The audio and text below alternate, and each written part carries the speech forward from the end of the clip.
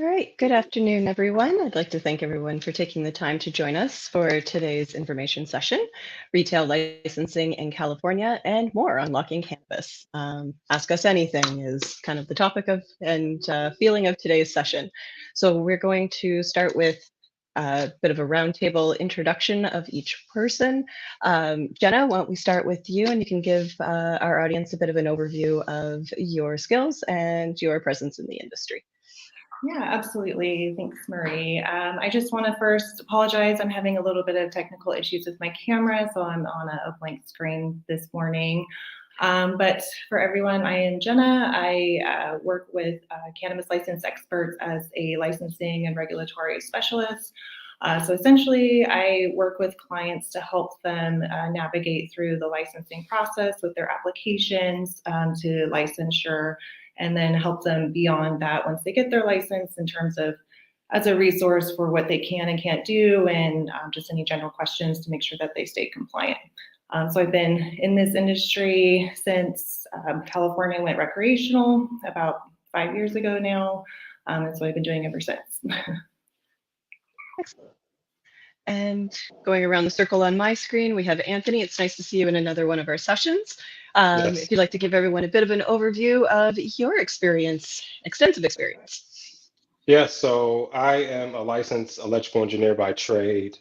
Uh, Out of college, I worked in government defense. So I worked in missile and radar systems, did some test work for Navy systems. And once I got my PE license, which is my professional engineering license, it was based in construction. And so I took a pay cut, jumped out of that industry, and got into construction. And my first project was at a big federal courthouse in downtown Los Angeles. And that's where I really learned construction, bugging electricians. And while commuting, I Google how do you start a business while riding the train, and just figured out, hey, if I can do missile and radar systems, I can do design for buildings. And that's kind of where Winston Engineering came from. And so over time, doing residential and commercial buildings, adding more team members to the company.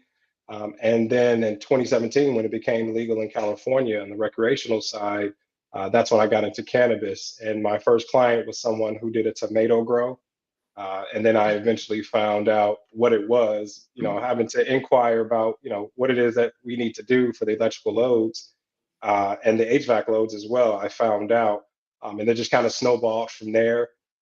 We pretty much we do HVAC, electrical, plumbing, and also civil engineering for cannabis facilities. So essentially, if it's in a building, we can provide those engineering construction permit plans.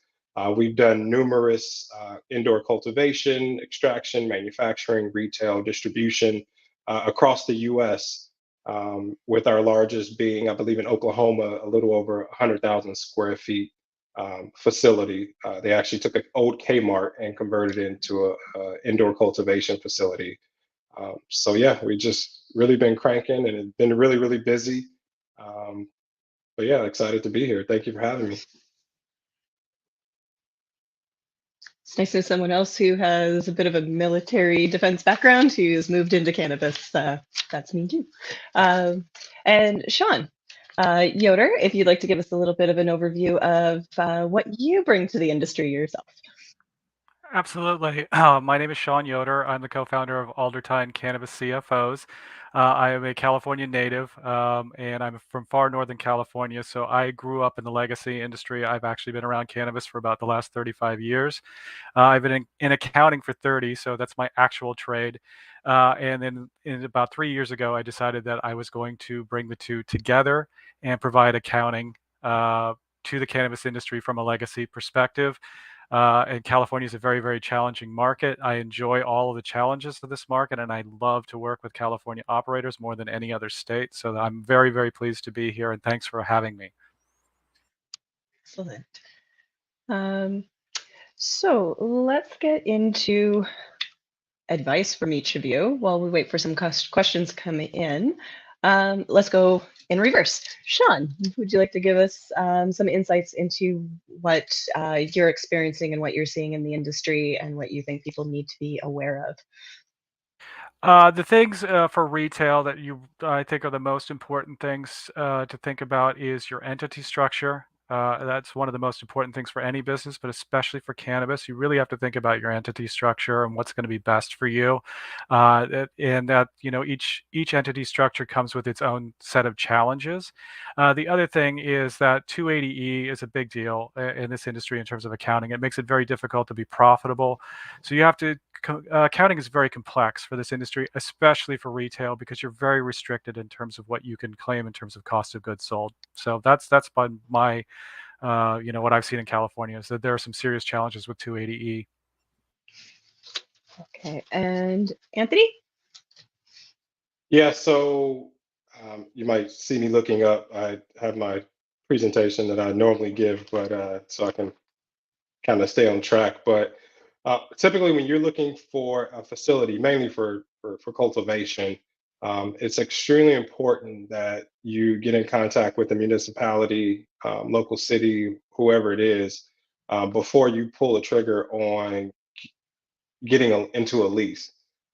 Quite often, and maybe I think it's happening a little less, but it's still happening where people just make assumptions and come to find out that the building that they're leasing may be too close to, I don't know, a school or whatever the case may be, or it's zoned incorrectly. So make sure you fully understand the zoning requirements before you get into a facility. That's even if you're doing manufacturing or retail, anything related to cannabis. Make sure that the zoning is correct. um, Also, make sure that you're getting with a solid real estate agent that has experience not only in commercial buildings but also in cannabis, because then they're able to help you avoid some of those same pitfalls that maybe a traditional um, commercial real estate agent will might miss, right? So don't go get a relative that you know who just happens to have a real estate license. Get somebody who knows what they're doing in the space. And there are quite a few people out there. Um, Understand your parking requirements. So let's say you found an amazing place that's zoned properly, a great building. Um, it may have some parking, but that's going to change once you start getting into design of your building and how many employees that you may have. So don't plan for the employees that you have now. Plan for the employees that you will have in the future. I've been on projects where we're deep into design and now we have to take up valuable space inside to park trucks or vans or things like that. So make sure that you fully understand that. Also understand if you're going to do a prefab, maybe an extraction booth. So you might need space inside your building. Well, if you don't have the space, are you able to put it outside? And do you have the appropriate setbacks in order to place that unit outside? So pay attention to that. Also, pay attention to your canopy versus support spaces. And when I say support spaces, that's your shower room, right? So when people come in and make sure that they don't contaminate the crop, break rooms, hallways, janitorial closets, conference rooms, essentially everything that supports your grow space. So if you get let's say you get a license for 10,000 square foot of grow, that doesn't mean you go out and get a 10,000 square foot building, right? There are a couple rules of thumb. Typically, people say 60% of it is cultivation canopy and 40% is your support spaces. And, that can go up and down depending um, on whatever it is, whatever your needs are. And then once you start, getting into the design, we as engineers, when we first started, we had some learning to do, right? We would get a floor plan and we'd immediately start jumping into doing calculations, right? Without having conversations with the master grower. And of course, everybody calls themselves a master grower nowadays, but whoever that person is that's responsible for the cultivation side of the business, have a conversation with make sure your design professionals have a conversation with them to determine the appropriate tonnage that they're used to having or that they want. Also, pay attention to your lights. So, California is on the verge of including grow lights in Title 24. Now, Title 24 is the state's um, uh, their energy efficiency code, which is very stringent. It's probably the toughest I've seen in the entire United States. And when that happens, they're going to dictate the wattage per square foot that's in your cultivation space. I believe there are a couple states that are dictating it, but once California adds that to their to grow lights, it's really going to change the game. And people, if you're using metal halide and things like that, you're almost going to be forced to switch over to LED. So I suggest you start researching that stuff now. And then lastly, just power requirements. You need to fully understand that um, cultivation consumes a lot of power.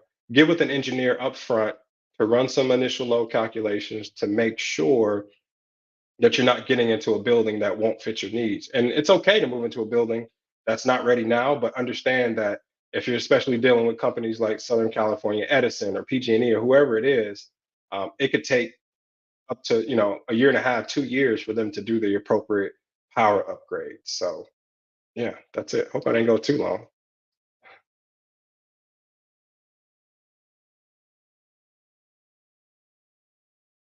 Oh, you're muted, Mary. Sorry. Just didn't want to cough all over your talk. But I was going to say, it's great the information that you provide people and just looking at what they need to consider before getting neck deep in the woods of their project.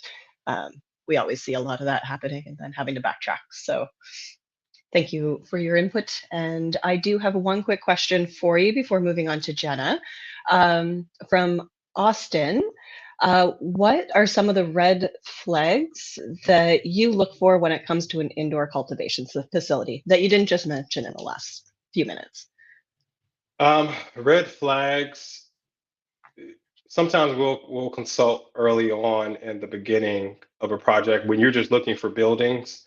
I pay attention to the age of the building because we've done projects like I'll give you an example. There was a project we did in Skid Row, and those buildings were particularly old. I think one of them was built in the 1950s or 40s, whatever it was. It was very old.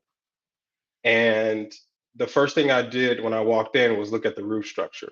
And then I asked the owners, where are you guys going to put your condensing units for your HVAC? And everyone looked around and was like, I don't know. So we started looking around and they were suggesting putting in the front. And I'm like, there are a lot of homeless around. That could be problematic. And so we had to design a very expensive indoor room with the condensing units that exhausted all the air out of the ceiling. That project became too expensive and they never built it. So pay attention to your roof structure and where you're going to put your condensing units, whether that's on the roof. And if you're going to put it on the roof, make sure that you get a structural engineer involved and understand also that if it's not strong enough, you're going to have to do a seismic retrofit. And in California, that can become very expensive. And if you're going to put the condensing units on the side of your building, again, make sure that you have the appropriate setbacks from the property line to put your units and make sure that you're able to secure them, right? Because sometimes they can be vandalized and things like that, especially with copper piping for the refrigerant lines or something like that gets ripped out. Then you're dealing with a whole another issue. Also, pay attention to your fire sprinkler needs, especially if it's an older building, it may not be sprinkled and the city or county or whatever the local jurisdiction may require it to then be upgraded. And you can't just tap on to the existing water lines. You have to bring in a whole new service specific for the fire sprinkler system. Perfect. Thank you very much. I am going to circle back with more questions for you as they come in, I am sure. Um, Jenna, what information do you think is most pertinent for today's viewers to be aware of when they are looking at their operations in California? Yeah, so in California, we have a dual licensing system. So you have to get a local license and a state license before you can begin operating. From a regulatory perspective, the state had a provisional license program to allow you to begin operating under a provisional license while you fulfill the annual license requirements, which are quite extensive in California. Mainly requiring that you have to comply with our Environmental Quality Act, and going through our Fish and Wildlife Department and Water Board and sometimes, and depending on where you're at, especially for cultivation, these can require environmental surveys and create a delay, a significant delay in terms of being able to fulfill those requirements. The provisional license program has ended as of this year, with the exception of some equity businesses that qualify that will have an extension until next year to apply for those licenses.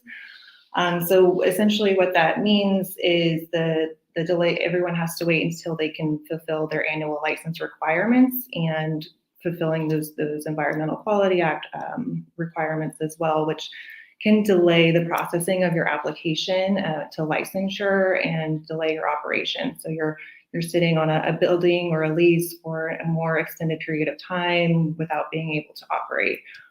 So it's a challenge, and it's gonna, I think we'll start seeing more the consequences of that challenge in the future.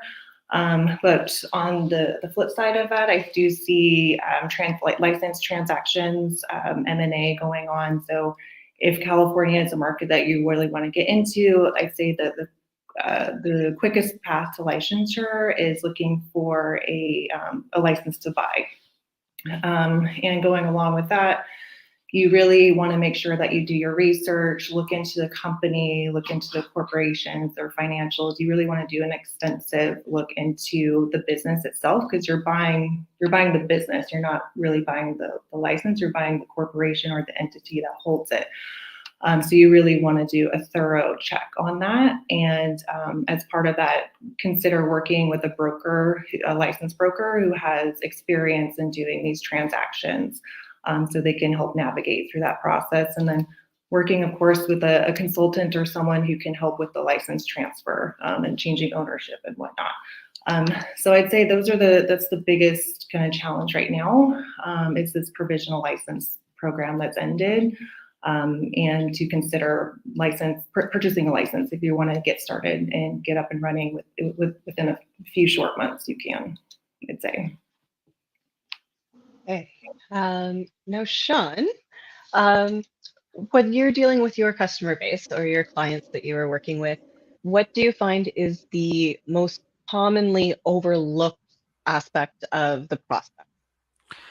The most common issue I run into is inventory. Inventory is a big thing. You can't really run a cannabis business, whether you're a cultivator or a dispensary, without inventory.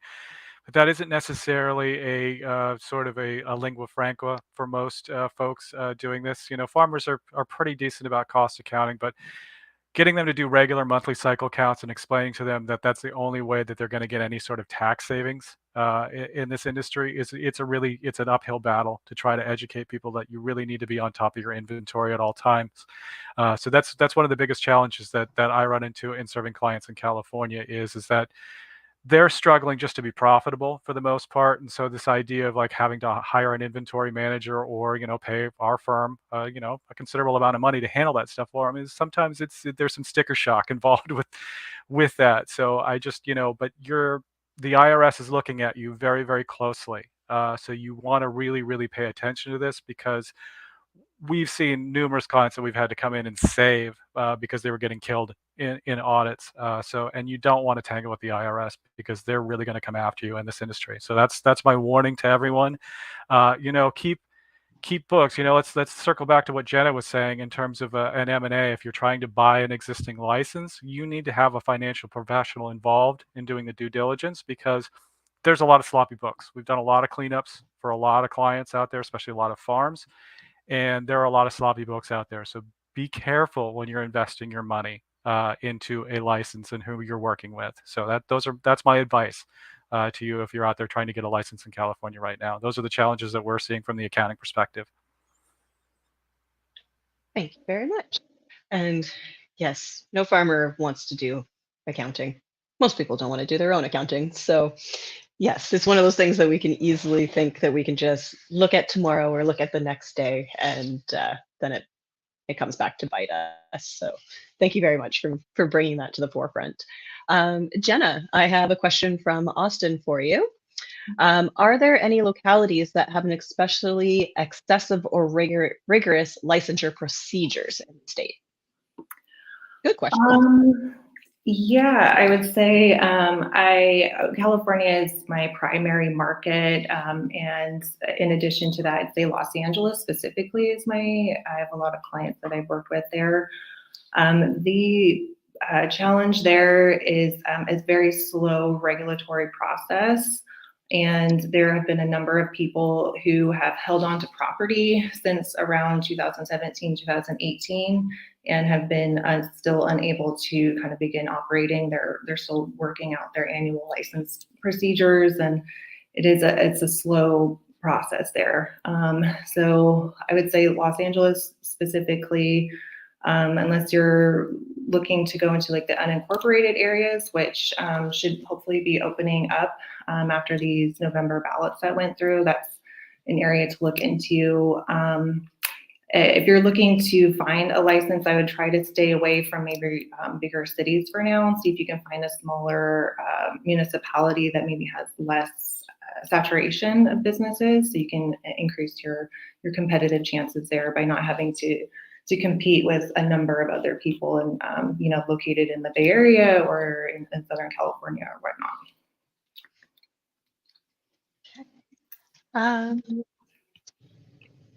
Anthony, specific to retail, what are some of the kind of engineering concerns that people need to be aware of? I haven't had the joy of coming into a California shop at this point. Do they have vaulting requirements?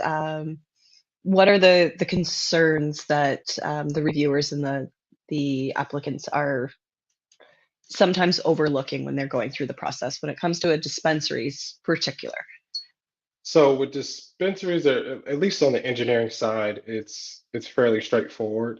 The most stringent things that we have to worry about as it pertains to HVAC, electrical, and plumbing is making sure smells don't get out the building. So making sure you have the appropriate air filtration so that people walking up don't smell cannabis, which I don't know, it's not a big deal to me, um, but in terms of that's more of an architectural question. So typically, whatever building you want to have, you need to start with an architect first, because the architect will then walk with you, meet with the city officials, et cetera, to figure out your specific, especially security requirements. Do you need what type of controlled access that you need, things like that. From a civil engineering perspective, I've had clients who had a retail shop, and because the use of the building changed, they were now responsible for upgrading the sidewalk, right?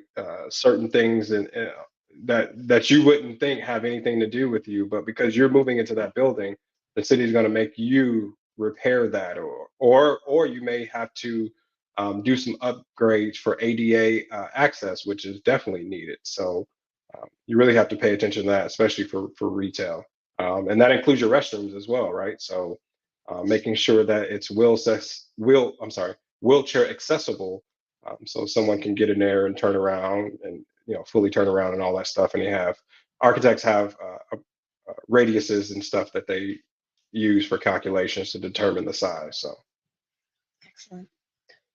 So overall, it just sounds like make sure you're talking to the right people for the right questions that come up as you're going through this process. Now I have exactly. a question. Excellent. Now I have a question from Benjamin, and this could be Sean or Jenna, or if you both want to give us a little bit of an input onto this question. How does the new LA County tax passed compare to existing municipalities?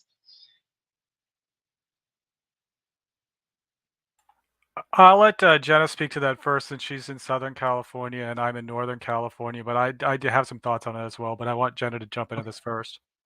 Perfect. So Los Angeles County, they did pass the tax measure for the unincorporated areas in the county, 6% of gross receipts that I see for retail. I'd say it's a pretty similar percentage-wise across the state. I've seen, around the 6 to 7 mark and it can go up even higher in some areas, but I'd say that's for retail, that's a similar percentage-wise based off of the gross receipts.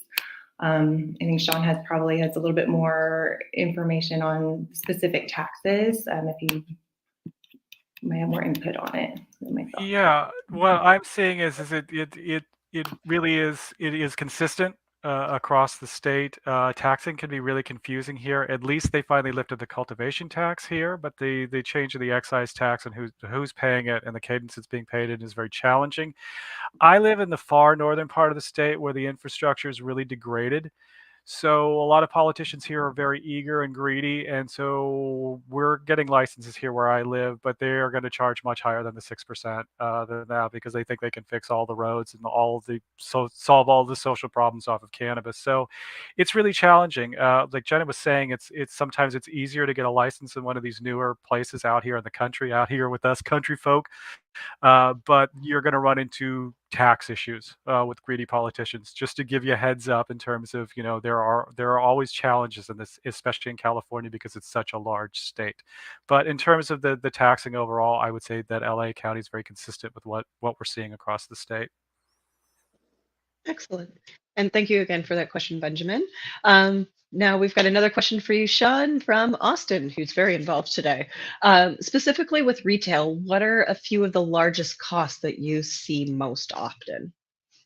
That is going to really come down to, that there's the facility cost of, keeping the lights on and the lease of the building. Leases are generally very expensive, but what we see mostly in terms of cost is going to be your product itself, and then also the labor. Your bud tenders, your inventory manager, your floor manager. Those are your biggest costs in terms of the retail location is going to be your labor and to sell to sell your cannabis and your cannabis itself. Okay. Now I'm going to circle back to Benjamin's question about taxation in LA. He just had a bit of a follow-up. So if it's similar, then does that mean not much of an improvement with the burdens caused on existing operations? It's more of an opinion. We'll let Sean run with it, and then we'll get Jenna's input on that one as well.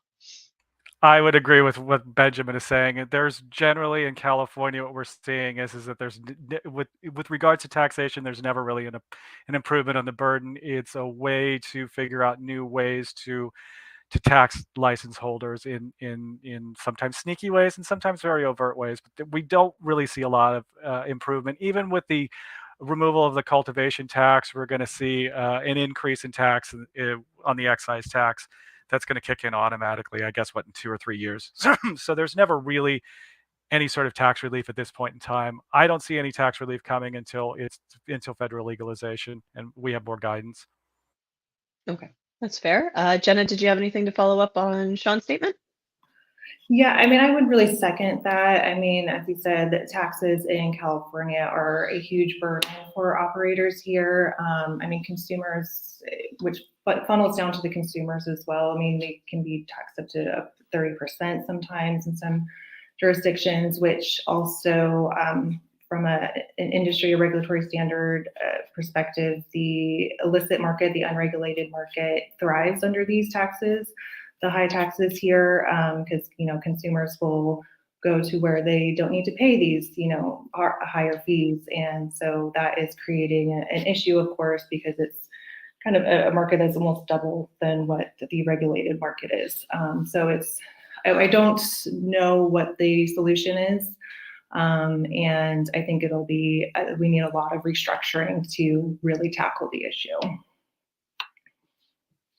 Canada is currently undergoing a regulatory review, and they're struggling with the same questions on excise taxes and duties, and it's a challenge when you have, yes, like Sean was saying, we've got regulators who think they're going to solve all the problems with the money they're generating from the industry, whereas it's imposing such a burden on the operators that we're kind of losing that traction.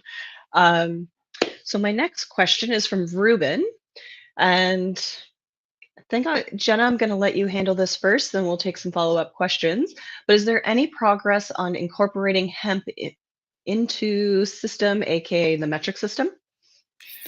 Into the metric system, I don't know if metric has been updated for hemp, but the Department of Public Health has begun licensing for hemp products into, cosmetics and food and beverages. So if that is something that you are interested in doing or currently doing, you now need to comply with the licensing process with the Department of Public Health. Honestly, I don't know if metric is updated yet for that, but it's if it's not now, then it's something that they're working on to be in the near future. Now from Doria. Oh, sorry, gentlemen, did you have anything, or do you feel Jenna kind of gave a pretty concise answer on that one? Okay, so let's take Dora's question. And if I just pronounced your name wrong, I'm terribly sorry. Any advice to help her gracefully and appropriately introduce cannabis contacts to each other?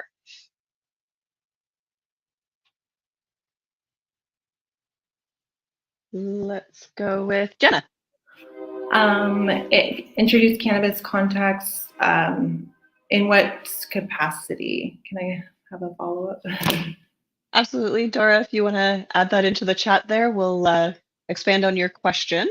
And in the meantime, Anthony, out of the conversation that's kind of been ongoing so far, have there been any thoughts from kind of your realm of the space that you think should be considered when considering things like taxation, excise, and changes to regulations and locations? One thing I can think of in terms of taxes is making sure that you tap into the state. And there are consultants out there who do it, but who can get you tax rebates for the specific lights that you use. Also, there are certain energy efficiency rebates that you can get for the HVAC system that you use. You can get state and federal, well, don't quote me on federal, but you can get specific rebates for renewable energy. So if you're able to, solar panels, battery backups, uh, I would highly recommend that you tap into that. It's easier in California to be able to utilize solar than other markets that we work in. Let's say like New York, where there is an abundance of land, especially the closer you get to the city. Or New Jersey, I should say. We're still considering getting our license in New York, but also I would highly recommend getting battery backup because your HVAC system is essentially motors, right? And motors create what's called reactants. That reactants is essentially dirty, unusable power that gets put back on the line that can degrade the utilities, um, their power production. And that's why they charge you more. If you look on your bill, they charge you more for reactants. And so what you can do is you can have a battery backup system that then offsets some of your energy usage during very expensive times in the day. So that's kind of my take on the tax side of things. Like, just like you said, I don't like dealing with taxes either, which is why I have professionals that deal with it. Yeah, there's special people who want to take care of our money for us. Thank you. um, all right, so let's see. TJ, we will be providing links to the show. And if you have any specific questions for the speakers today, if you want to send it to the email address that's been scrolling along, we'll make sure that they get forwarded to the appropriate speakers. Now let's take a look at, sorry, I just missed someone's question. So if anybody wants to fill in some dead space while I find it, please feel free to do so. Oh, wait, we've got Dora. Oh, sorry, go ahead, Sean.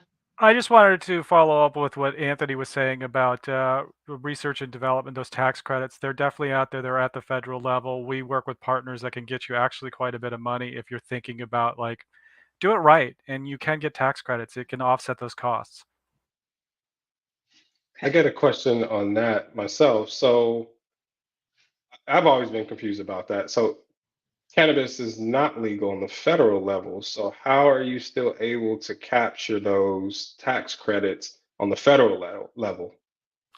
The way the new tax the tax code reforms with the new bill that was signed under the Biden administration, they've opened up a lot more in terms of the tax code that isn't touching under 280E, that will allow you those research and development credits. I don't fully understand tax code. That's not my jam. But I met with we partner with a team that explained it to me. My eyes kind of glazed over, but they were insistent in the tax code, and the tax code's massive, but they were insistent, like, we can get you that money. Nice. Anytime you can get some money in return, and the cost of these operations is beyond valuable. Okay, so Jenna, I have a bit of an expansion from Doria. So she's saying she's having trouble introducing her familial contacts with professional contacts that she has in the industry. In her exact words, you could say, sometimes I get too nervous to keep it chill. She personally prefers professional settings. So do you have any advice on how to kind of direct those conversations to a more professional setting? Sure.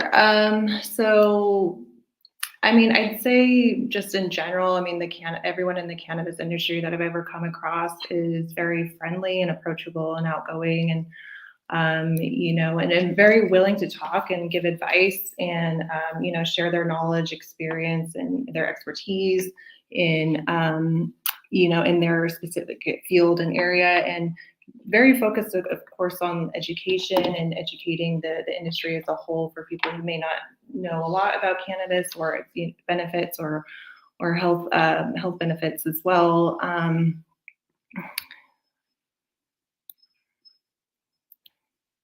was just reading her question again. I mean, you can always just reach out social media via email. You can always find a way to reach out to specific brands or companies that you're interested in speaking with. I know it's still a little bit of an underground kind of industry, so it can be a little bit hard to find a specific contact, but they're out there. You just reach out, and you can find that more than willing to talk with you, I'd say. I think personally, like, I struggle with that because I've been very much kind of white collar industry for so long, right? So you kind of become ingrained in the professionalism of what you do. But I think you can just bring who you are and how you are to these meetings, and I don't think it matters where you are when these types of conversations happen. Like, I just went to the Black Cannabis Magazine's conference in New Orleans, and you see every kind of walk of life. You see somebody who's wearing jeans and a t-shirt with with a cap and some sneakers, right? And then you got me with some khakis and a polo like this, right? So it really depends on who you are. That's all it is. And I found that personally myself as well. As I was recently at Hall of Flowers first in Toronto, and I was sitting at a picnic table out back and talked to a lady for 45 minutes before finding out she was the CEO of one of Canada's largest cannabis entities, which was pretty awesome, because at the end, we're just on a first name basis, and by the end of it, you're like, okay, all right. I hope you were impressed with our little session we just had here. Yeah. Yeah, I find it an industry that it's much easier to break that ice and find common ground in than a lot of the other industries I've worked in. And I do hope that everybody finds the same. Cannabis people are good people. Now, in a bit of a follow-up to Doria, we had a question from, I'm sorry, I scrolled down, so I've missed your name, but they were asking, what suggestions do you have to combat black and gray markets that may still be existing in and around your operations? I would say to combat, the unregulated market is, as a consumer, to make sure that you're, for one, buying from a licensed business. Licensed businesses by law have to post their license number if you're buying from a website, for example, so you can see that they have their license number on there, and that that they are licensed by the state of California to operate. That's a huge thing that consumers can do in terms of combating that unregulated market. Excellent. And Doria also had a question, and I'm going to pose this to both of you because I do know that our team will be there. But is anyone going to MJ BizCon? Anthony, will you be there this year? I will not be in at MJ BizCon. I plan to go next year. I'm at the point now where we're extremely busy, both cannabis and non-cannabis projects, but our team is growing and is getting to the point where the team, the system, right, is starting to run itself, and that'll allow me to step away a little bit more, and also send other team members to conferences. So next year we'll go for sure, just not this year. Excellent. And Jenna, I believe you're going to be there this year, yes? MJ BizCon, I'm not going to be there as well this year, unfortunately, but yeah, planning for another one in the future. Excellent. Although if anybody does want to meet with our team, we will be there. Andrew and several other members of our US team will be there. So feel free to reach out if you want to make an appointment with any of them. Let's see, does anybody have any last minute questions that we want to pose to the group?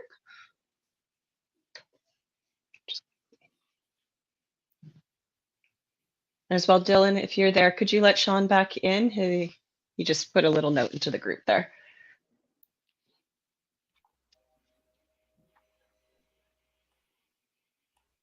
Thanks. Welcome Sorry back, about that. Don. I dropped out there for a second. Living Not out a here problem. in the country.